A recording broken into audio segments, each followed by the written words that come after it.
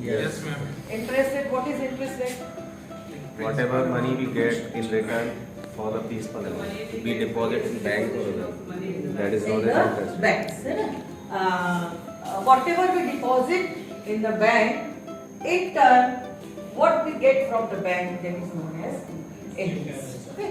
So this bank rate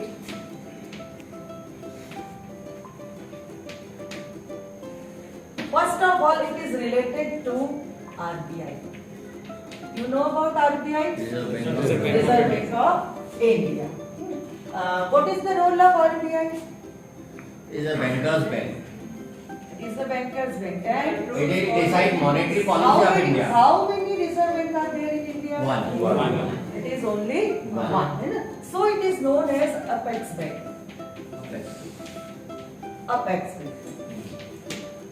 What is the role of this RBI? Monetary policy decide. Monetary policy decide करता है and the main role is yes. Note छापना banks के मतलब fraud नहीं हो वगैरह चीज इस चीज को गवर्न करता है, रेगुलेट करता है, कुछ अमाउंट रखता है सिक्योरिटी के लिए ताकि बैंक्स मतलब फ्रॉड हो करके मतलब डिफॉल्टर नहीं हो जाए बैंक, और बैंक्स लोकल बैंक्स के लिए जो जरूरत पड़ती है उसके लिए कुछ अमाउंट देता भी है ब्याज पर, ये सारे काम करता है। सीसीआर मतलब Foreign transactions को So we can say this is policies नहीं बनाता sir. Policy decide Financial policies नहीं बनाता।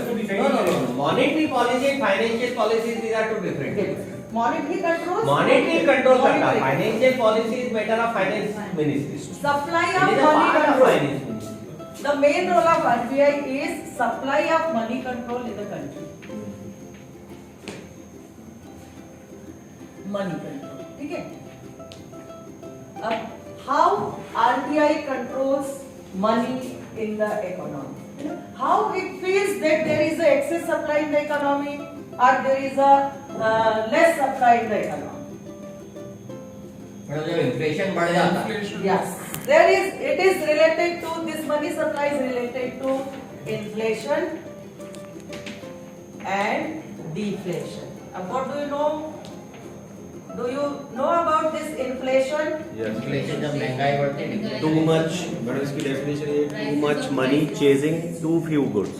Too few goods, है ना? The exact definition is continuous increase in price. Continuous increase in price, that is known as inflation. है ना? What happens in inflation? income Money is more in the market compared to goods. Why does it create? Why does it create in the economy? When there is more money in When does the it create? supply, Money supply is excess in Excess the there. economy. People have more money, so they purchase more goods and services in the economy as compared to supply, and in this way, this demand of goods and services increases. Demand of goods and services increases, and this is known as excess demand. Excess demand. Excess demand means supply is less and demand is more. As a result, when supply is less and demand is more, price increase. दुकानदार के पास अगर goods कम है और खरीदने वाले ज्यादा हैं, तो दुकानदार क्या करता है? तुरंत उसका प्राइस बढ़ाता है। सेम हियर तो ये मैडम महंगाई दर बढ़ती है, इसका मतलब ये है कि सप्लाई कम हो रही है मार्केट में, हाँ, महंगाई डिमांड दर ज्यादा हो सप्लाई रही है। ज्यादा हो रही है, इस कारण महंगाई बढ़ रही है। नहीं, सप्लाई कम हो रही है, सप्लाई कम। सप्लाई कम हो रही महंगाई है। दर बढ़ती हाँ, है। ठीक है है। ना? अब लोग ज्यादा खरीद रहे हैं और उसके कंपैरिजन में गुड्स मार्केट में तो सप्लाई कम को हम है। प्रोडक्शन से भी जोड़ेंगे फिर। तो अभी बहुत सारी चीजों से बहुत सारे, ये तो बहुत वास्ट है मैडम। बहुत वेरिएशन इसके बहुत छिलके निकलेंगे प्याज के इधर तक, बहुत वास्ट है। Economics is such a beautiful subject, बहुत। तो लोग क्यों ज्यादा खरीद रहे हैं? अब हम यहाँ आते हैं कंसंट्रेटिव। हम क्यों मार्केट में ज्यादा खरीदने जाते हैं? बस पैसे होते हैं। We have excess money with us. हमारे पास पैसे ज्यादा है, मतलब हमारे पास मार्केट में मनी सप्लाई ज्यादा है। ठीक है, पैसे ज्यादा हुए, हमने ज्यादा खरीदा, हमने ज्यादा खरीदा, एक्सेस डिमांड हो गई, तुरंत सप्लाई नहीं बढ़ता है। हम खरीदते तो सब एक साथ चले जाते हैं, लेकिन गुड्स एक साथ हमको नहीं मिल पाती है एकदम, तो क्या होता है उसका रिजल्ट? प्राइस राइज हो गया। जब कंटिन्यूस प्राइस राइज होता है तो उसको हम कहते हैं इन्फ्लेशन। जिसका क्लास को चुपचाप उठ के चल जाए, वाले डिफरेंट टीचर को यहाँ भेजे, नहीं तो वो रास्ते में ही गायब हो जाता है। तो इसको हम कहते हैं इन्फ्लेशन, ठीक है।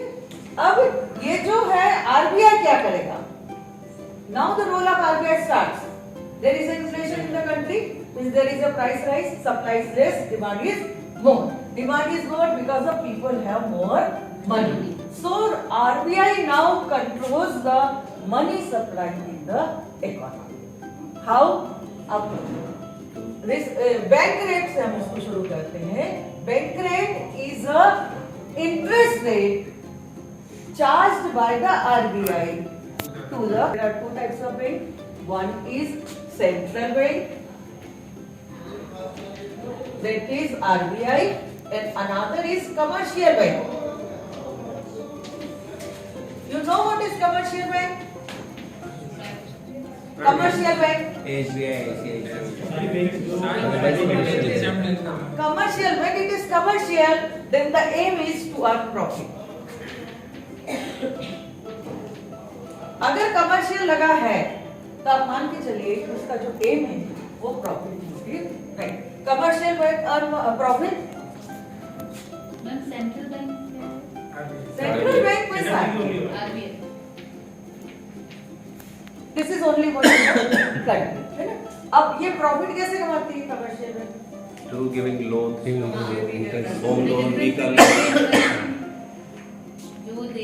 हम जो डिपॉजिट करते हैं, ठीक है, डिपॉजिट पर 3% दे रही है, ठीक है, और जब हम लोन लेते हैं तो 8% ले रही है, ठीक है। The difference between these two interest is a profit of the bank, and that's why it is known as commercial bank, ठीक है। तो जब हम पैसे उधार लेते हैं तो हम इंटरेस्ट देते हैं, ठीक है, इंटरेस्ट। और जब कमर्शियल बैंक के पास अगर मनी सप्लाई कम हो जाता है तो कमर्शियल बैंक कहाँ अप्रोच करती है? आरबीआई को अप्रोच करती है। तो जब कमर्शियल बैंक आरबीआई से उधार लेती है तो आरबीआई जो इंटरेस्ट लेता है that is known as bank rate. Bank rate is a type of interest rate which is charged by the central bank या आरबीआई टू कमर्शियल बैंक, है ना? अब there is a inflation in the country, country में inflation है। अब इसको RBI को control करना है using this instrument, suppose bank rate is 5%, bank rate is 5%, okay. Commercial bank को पैसों की जरूरत पड़ी, आरबीआई से पैसा लिया, आरबीआई ने 5% इंटरेस्ट दिया, ठीक है, ये कॉमन चल रहा है। अब इसके हिसाब से कमर्शियल बैंक अपना इंटरेस्ट रेट तय करती है। आरबीआई का जो इंटरेस्ट रेट होता है उसके हिसाब से कमर्शियल बैंक अपना इंटरेस्ट रेट तय करती है। अब इन्फ्लेशन है, मतलब लोगों के पास ज्यादा पैसा है, मार्केट से पैसा वापस लेना है, ठीक है। आरबीआई इस इंस्ट्रूमेंट को यूज करेगी। What it will do? It will increase the bank. Suppose now it is 8%। अब देखिए 5% पर जब कमर्शियल बैंक ने 1 लाख रुपीस उधार दिया, ठीक है, कमर्शियल बैंक ने 5% पर आरबीआई से 1 लाख रुपया उधार दिया। कितना इंटरेस्ट देना पड़ेगा? 5%, 1 लाख का 5,000, ठीक है। 5,000 इंटरेस्ट दिया, कमर्शियल बैंक के पास कितना रुपया आया? 95,000। 5,000 इंटरेस्ट, उसके पास 95,000 है। बैंक क्या करती है? इसको लोन देगी। 95,000 कमर्शियल बैंक ने मार्केट में लोन दिया, ठीक है, मार्केट में 95,000 है। अब इसको थोड़ा कम करना है मार्केट से, इसने क्या किया? 8% कर दिया, 8% किया तो अब कितना देना पड़ेगा? 8,000। 8,000 ज्यादा लगता है 8,000 8,000 अभी 5,000 दे रहे थे, अब कितना देना है? 8,000 8,000। तब मार्केट में कितना गया? 92। ये हमने 1 लाख की बात की। ट्रांजेक्शन जो होते हैं वो करोड़ों में होते हैं। कितने करोड़ रुपया मार्केट में जाने से रुक गया? मनी सप्लाई क्या हो गया? कम हो गया। ठीक है, समझ में आ रही बात? तो ये बैंक रेट एक इंस्ट्रूमेंट है जिससे आरबीआई मनी सप्लाई को कंट्रोल करती है। ठीक है, अब ये जो बैंक रेट होता है, ये जो उधार है, उधार पर इंटरेस्ट दे रहे हैं, ये लॉन्ग टर्म के लिए होता है।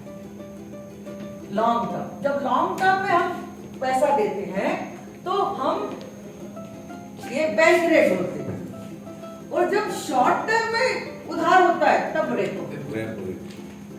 ठीक है, लॉन्ग टर्म में बैंक रेट और सेम चीज अगर शॉर्ट टर्म में होती है तो ये हो जाती है रेपो रेट। ठीक है, और शॉर्ट टर्म जो 1 दिन भी माना जाता है, 1 दिन के लिए भी उधार लिया और दिया जा सकता है। अब ये तो रेपो हो गया, इसके बाद रिवर्स रेपो है। हाँ, अब क्या हो गया? ये रिवर्स हो गया। कमर्शियल बैंक से आरबीआई लेता है। जब कमर्शियल बैंक से आरबीआई उधार लेता है तो उसमें जो इंटरेस्ट देता है वो होता है रिवर्स रेपो रेट। ठीक है, तो मनी सप्लाई को कम करना है तो बैंक रेट बढ़ा देते हैं, और मनी सप्लाई को कम करना है, बढ़ाना है, इस पर तो क्या करेंगे?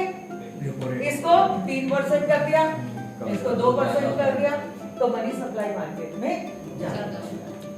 तो in this way RBI use this instrument to control money supply in the इसी के कारण जो होम लोन की EMI बढ़ता वो जो भी होता है वो बस यही से चलता है। बात तो ये क्लियर है? आगे और बढ़ो। मैडम, एक मिनट से आप किसी ने जो पूछ रहे हैं कि जैसे पैसे क्या ये जो बैंक नोट पे जो पैसे छपते नहीं, वो अलग रेट है। वो किस पे? वो भी आरबीआई कंट्रोल करता है। वो आरबीआई कंट्रोल, उसका मेन फंक्शन तो वही है, इशू ऑफ करेंसी। वो एक अलग जो आरबीआई का मेन फंक्शन है वो है इशू ऑफ करेंसी। ये इसको अथॉरिटी है और सोल अथॉरिटी सिर्फ आरबीआई को सिर्फ आरबीआई को अथॉरिटी, सिर्फ, और किसी को भी। और नोट ऐसे नहीं छपते, इसके पीछे गोल्ड और बुलियन, नहीं, ये गोल्ड बुलियन या हुंडी फॉरेन रखते एक्सचेंज, हैं। हाँ फॉरेन एक्सचेंज, ये सब रखा जाता है, उसके बाद छपते फॉरेक्स हैं। या कुछ वो रखते हैं। इसके बाद फिर वो चाहते हैं और इतने ऐसा नहीं है। छपेंगे। कितने छापते हैं? इसके कितने अलावा भी छापते हैं? छप चली, जैसे कोविड हुआ था ना, तो रघुराम राजन ने एक सजेशन दिया था, आपको कुछ भी नहीं करना है, केवल नोट छापना और लोगों को पहुंचाना है। क्यों पहुंचाना है? सो दैट लोगों के हाथ में पैसा जाएगा, लोग चीजें खरीदेंगे, प्रोडक्शन बढ़ेगा, इकोनॉमी की मूवमेंट होगा। ऐसा भी नहीं होता है कि हमेशा आपको रखना ही है। अभी जैसे पाकिस्तान गवर्नमेंट में नोट छाप रही है, जिम्बाब्वे गवर्नमेंट ने इतने नोट छापे कि उनका इन्फ्लेशन रेट 16,000% पहुंच गया। कितना? एक ब्रेड का पैकेट 2,000 रुपए में आ रहा है वहाँ पे। इतना। अभी इंग्लैंड का भी कल आया इतना था, ज्यादा 65 का उनके पास गोल्ड बुलियन था नहीं। बिगड़ती नहीं। बिगड़ती है ना फिर से। देखिए, there are some necessary evils. अगर आपका इन्फ्लेशन नहीं होगा, अगर इन्फ्लेशन तो रखना ही पड़ेगा, 3% मिनिमम में होने चाहिए। होना ही चाहिए। अगर इन्फ्लेशन नहीं होगा तो इकोनॉमी बढ़ेगी नहीं, वो स्टेबल हो गई। ग्रोथ करना है, ग्रोथ करना है तो आपको परचेसिंग पावर बढ़ानी पड़ेगी। आप जब तक, आप जैसे अमेरिका है, अमेरिका में हर व्यक्ति के पास तो कार है, हर व्यक्ति के पास वॉशिंग मशीन है, तो वहां पे फैक्ट्री लगाने का क्या मतलब है? तो इसका फैक्ट्री लगी इंडिया और चाइना में, हमारे इंडस्ट्री बढ़ रही है, तो नेसेसरी इविल है वो। लास्ट वीक एक आर्टिकल पढ़ा था सर मैंने, जिसमें हो गया? तो समझ में आया? चलिए लीजिए आप मुझे। इसको भी जो नहीं समझ में आया पूछ लेना। और ये जो अभी मैंने बहुत एक इतने इकोनॉमिक्स तो मुझे भी आते पॉइंट जी, डॉलर 80 रुपए का कैसे हो गया, डॉलर 85 रुपए का कैसे हो गया, डॉलर 70 रुपए का कैसे हो गया, ये समझना चाह रहे हो? हाँ। है ना? अब क्या होता है कि हम कब करते हैं फॉरेन एक्सचेंज की डिमांड कब करते हैं? फॉरेन एक्सचेंज का मतलब यहाँ पर फॉरेन करेंसी से, फॉरेन एक्सचेंज बोलते हैं इकोनॉमिक्स को, फॉरेन करेंसी को फॉरेन एक्सचेंज बोलते हैं। तो फॉरेन एक्सचेंज की डिमांड हम कब करते हैं? Right, When we demand foreign exchange, foreign जब currencies, जरूरत होती है बाहर गए जरूरत है से हमारा कोई ट्रेडिंग हो रहा है हाँ। जब हम इंपोर्ट करते हैं तब डिमांड होगी हमको भेजना और कब लगेगा? जब हम एक्सपोर्ट करते हैं जब हम पेमेंट करेंगे नोट प्रिंट कर देंगे, नोट प्रिंट कर देंगे। जब बताइए इधर आइए स्टूडेंट्स, हाँ बोलिए क्या बोलते हैं? फॉरेन करेंसी की डिमांड हम कब करते हैं? जब हमें टूरिज्म, जब हम बाहर बाहर घूमने के लिए जाते हैं। तो हमारा रुपया नहीं चलेगा वहाँ, हमको पहले क्या करना पड़ेगा? इसको एक्सचेंज करना पड़ेगा, ठीक है? मेडिकल ट्रीटमेंट, बाहर जा रहे हैं अगर हम स्टडी टूर सर्विसेज तब लगेगा, ठीक है? तो कहने का मतलब ये है कि अभी सब नॉर्मल चल रहा है, लेकिन अब लोग ज्यादा फॉरेन जाने लगे, लोग ज्यादा फॉरेन जाने लगे घूमने के पर्पज से, लोग ट्रीटमेंट कराने वहां जाने लगे और लोग पढ़ने, बच्चे पढ़ने वहां जाने लगे। तो क्या हो गया? डॉलर की डिमांड क्या हो गई? बढ़ गई। अब डॉलर की डिमांड बढ़ेगी तो क्या होगा? डॉलर का प्राइस क्या हो जाएगा? बढ़ जाएगा, बढ़ना चाहिए। बढ़ जाएगा ना। तो अभी 75 था, अब क्या हो गया? 82 82 हो गया। Same $1 = 82 rupees. क्यों? क्योंकि हम इसकी डिमांड ज्यादा कर रहे हैं, है ना? अब हमने इसकी डिमांड कम कर दी। अच्छा, इंपोर्ट भी हमारे ज्यादा हो रहे थे तो भी डॉलर चाहिए था, मेन पेट्रोल ठीक है? हाँ, पेट्रोल उसके लिए अपने को चाहिए था। अब हमने इंपोर्ट कम कर दिए, अब हमको ज्यादा पेमेंट नहीं करना है डॉलर में। डॉलर कम हो जाएगा। लोगों ने टूरिज्म कम कर दिया, घूमने कम गए, अब हम मेडिकल ट्रीटमेंट अपने ही देश में करा रहे हैं। क्या हो गई? डॉलर की डिमांड क्या हो गई? कम हो गई। लेकिन अब मैम डॉलर जैसे की कोरोना टाइम में तो नहीं कहीं गए भी नहीं क्या? हमारे क्या? कोरोना टाइम में तो इम्पोर्ट कितना हुआ इंपोर्ट तो हुए ना, इम्पोर्ट हुआ है। वो तो ज्यादा हुए उस समय तो। और हाँ, एक ही फैक्टर नहीं है, ये तो हमारा घूमने जाना, ये तो बहुत माइनर फैक्टर्स है। तो गवर्नमेंट लेवल पर बहुत सारी चीजें होती है, मेन इम्पोर्ट ठीक है? तो सब जब डॉलर की डिमांड कम हो जाएगी तो क्या हो जाएगा? डॉलर क्या हो जाएगा? कम हो जाएगा। कम हो जाएगा। कम हो जाएगा, सस्ता हो जाएगा। ऐसे हर करेंसी का ये, जिसकी डिमांड ज्यादा उसकी वैल्यू ज्यादा, जिसकी डिमांड कम उसकी वैल्यू। तो इसकी मॉनिटरिंग कौन करता है? और ये जो एक्सचेंज का ये तो इंटरनेशनल, ये तो इंटरनेशनल है, ये तो मार्केट फोर्सेस है। अच्छा, मार्केट फोर्सेस है, मार्केट फोर्सेस तो है डिमांड और सप्लाई बस। अब जैसे इंडिया है तो इंडिया में रिजर्व बैंक डिसाइड करता है, रिजर्व बैंक डिसाइड करता है, रिजर्व बैंक भी नहीं डिसाइड करता है सर, ये Market तो डिमांड force और सप्लाई से होता है। मार्केट पर रिजर्व बैंक उसमें इंटरफेयर करता है। हाँ, reserve bank can intervene but it is determined by the forces of demand and supply. What about the